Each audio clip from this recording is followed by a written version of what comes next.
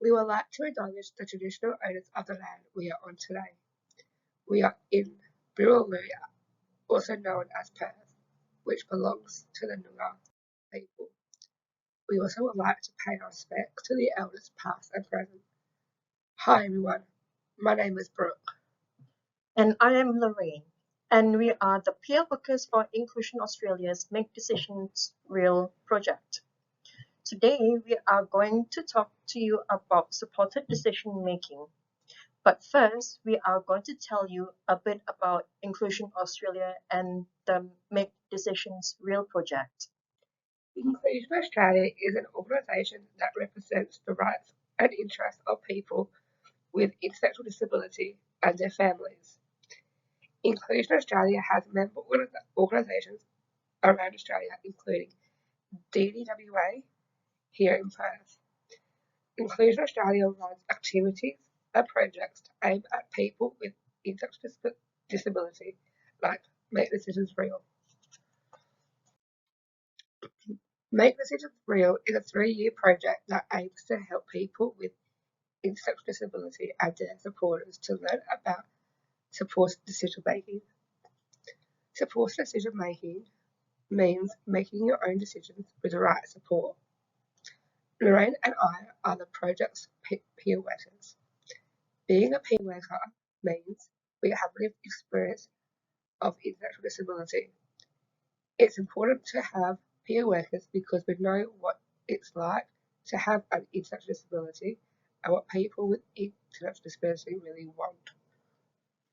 So far in the project, we have evaluated existing supported decision making resources, made a supported decision making resource directory, ran an art competition with the theme I make my own decisions, ran a series of pilot training workshops for people with intellectual disability and their supporters to learn about supported decision making.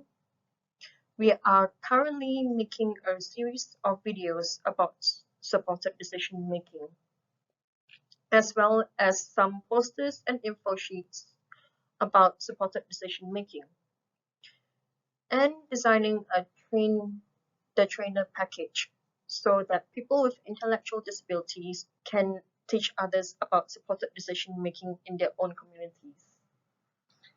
So, what exactly is supported decision making?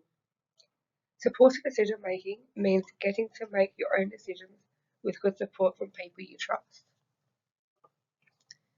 This means you get to make the choices you want with the support and advice from people who care about you. You get to make your own decisions, which includes learning from your mistakes.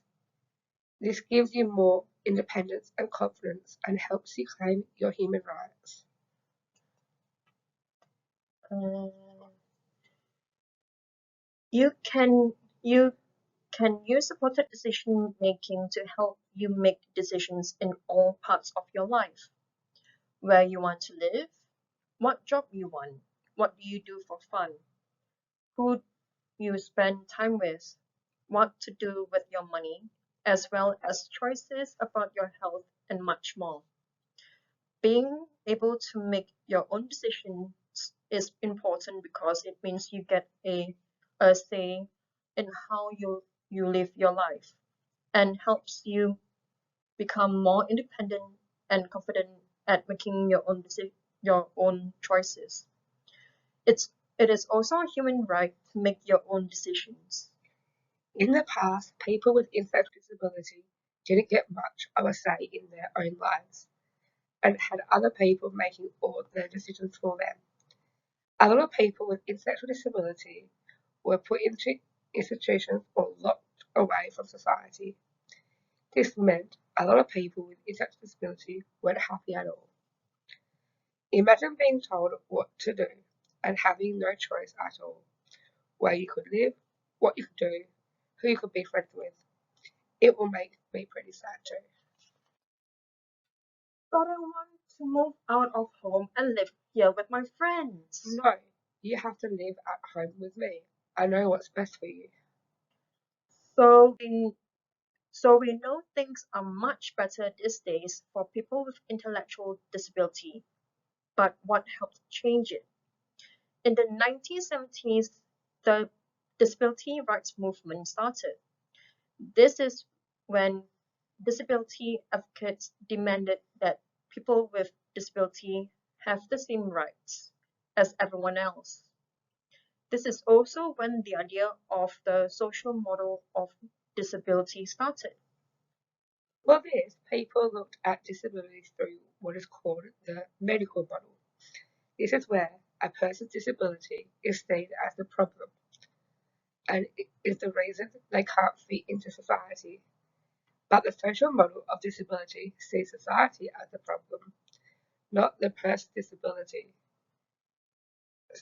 and says that society should change and become more inclusive so that people with a disability can lead a happy and fulfilling life just like everyone else. Great. How am I meant to get up these stairs to my meeting? The problem is your disability. No, the problem is these stairs and your attitude.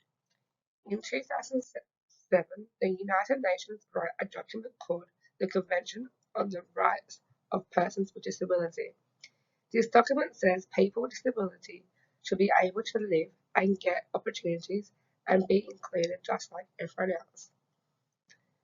This includes being able to make your own decisions and getting good support for decision making if you wanted. Australia was one of the first countries to sign the convention.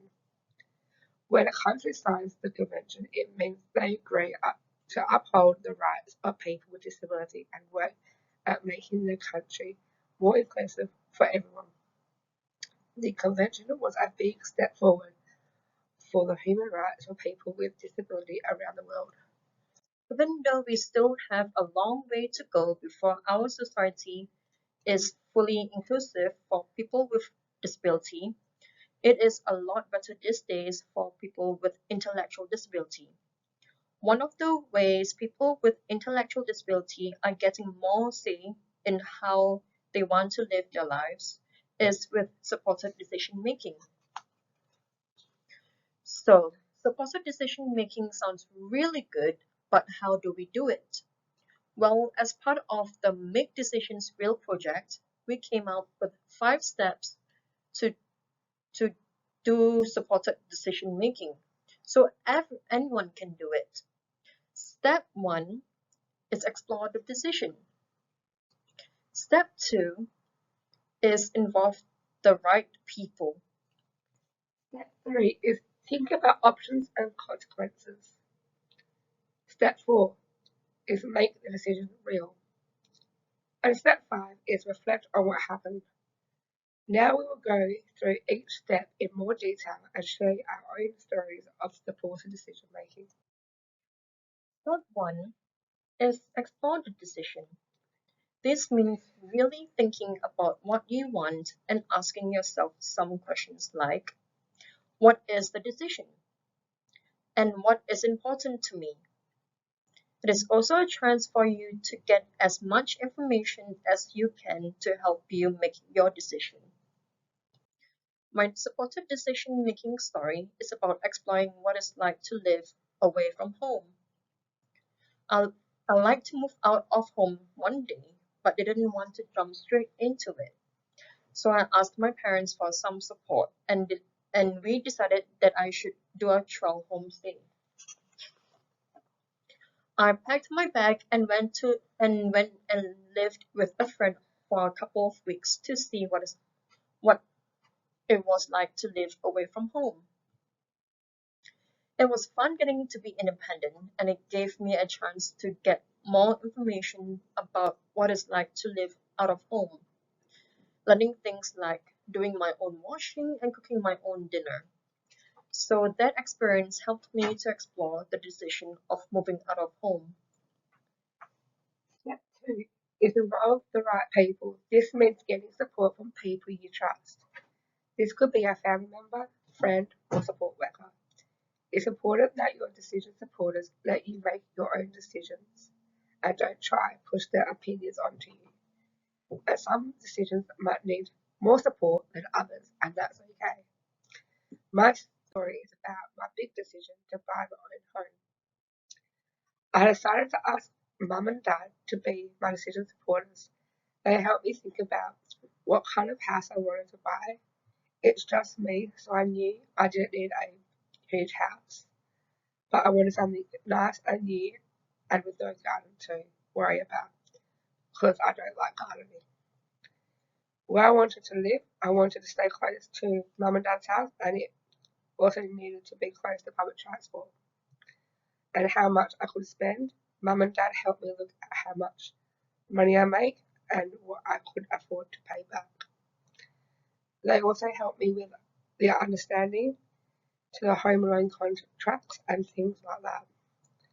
It was really great to have them supporting me through my big decisions. So, how can you make sure you get the right support? One way is helping your supporter to get to know you. You can do this by spending time with them doing things you enjoy. You can also help them get to know you by making something called a one-page profile.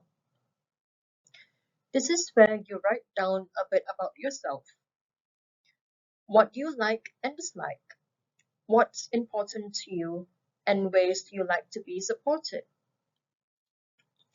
You can also include a photo of yourself and any other important information, like if you have any allergies. Then you can give this one-page profile to your supporters so they can learn more about you and support you better. Another way you can get good support is by speaking up. Speaking up helps you get what you want and need. The more you speak up for yourself, the more chances you get to make your own decisions. Step 3 is thinking about options and consequences. This means asking yourself some important questions about your decision. This can be things like, can I afford it? Do I have enough time to do it? And who else will my decision affect? This also means weighing up any risk of the decision and working out ways to manage those risks. One way you can weigh up the risk is by writing a pros and cons list. This is where you write a list of all the good things and all the bad things or risks of the decision to help you decide. You can ask your decision supporter to help you with this too, if you want. Step 4 is make the decision real. This is the fun part, making a final decision, then making it happen. And step 5 is reflect on what happened. After you've done your decision, you can ask yourself some questions like, what went well? What didn't go so well? And what did I learn? Thinking about these things will help you learn about your choices and become more confident at making decisions. And remember, it's okay to make mistakes. It's how we learn. So, to recap, the steps are: Step 1, explore the decision. This means thinking about what you really want and getting all the information you need to make your decision. Step 2 is involve the right people. This means getting support from people you trust. Step 3 is think about options and consequences. This means thinking about the different options and weighing up the risks of the decision. Step 4 is make the decision real. This means doing it. And step 5 is reflect on what happened. This means asking yourself how it went so you can learn from the decision. If you want to find out more about supported decision making and the Make Decisions Real project, visit the Inclusion Australia website at www.inclusionaustralia.org.au. And keep an eye on our website for our awesome supported decision making videos that will be coming out soon. These videos feature people with intellectual disability talking about how they do supported decision making in their own lives. Thank you for coming along to our presentation, and we hope you learned something new about supported decision making.